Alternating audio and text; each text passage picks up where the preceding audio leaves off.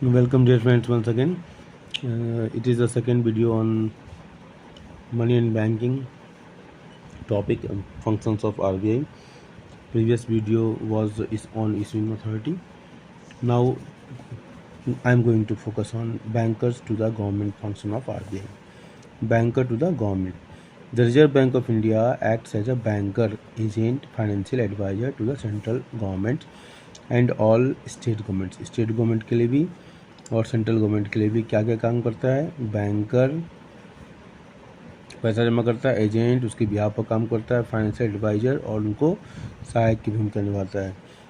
ठीक है, तो बैंकर की भूमिका में होता है, एजेंट की भूमिका में होता है, फाइनेंशियल एडवाइजर की भूमिका में होता है सेंट्रल गवर्नमेंट और स्टेट गवर्नमेंट दोनों के लिए। एज ए बैंकर के लिए क्या काम करता है? It carries out all banking business of the government. ठीक है, जितना भी बैंकिंग बिजनेस है, जैसे कस्टमर और बैंक के बीच में जो रिलेशन होता है, उसी तरह का काम आरबीआई और गवर्नमेंट एक दूसरे के लिए करते हैं। It maintains current account maintain करता है for keeping their cash balances. ठीक है, करंट अकाउंट, ये करंट अकाउंट किसका होता है? गवर्नमेंट्स का होता है करंट अकाउंट। गवर्नमेंट अपना करंट अकाउंट ओपन करती है आरबीआई में। It accepts receipts and makes payments for the government and carries out exchange, remittances and other banking operations. It accepts receipts and makes payments. ठीक है, receipts और makes payments of the government and carries out exchange, remittance and other banking operations.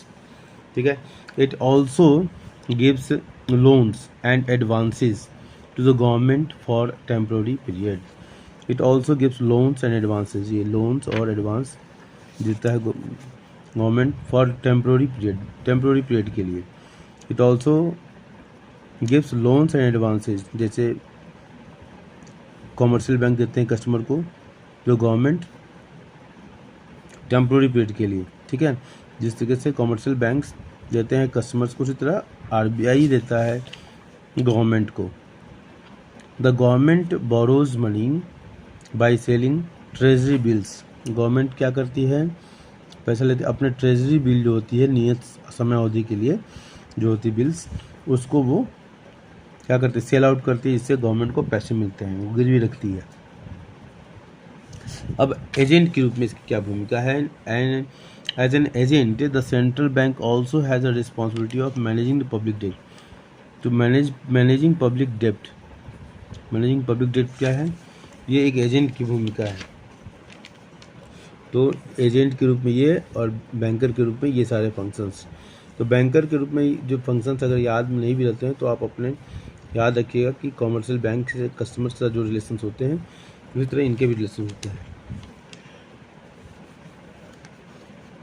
इनका बस ये current account open करता है central bank government का, और हमारा जो कस्टमर्स होते हैं उनका सेविंग अकाउंट कॉमर्शियल बैंक में ओपन होता है।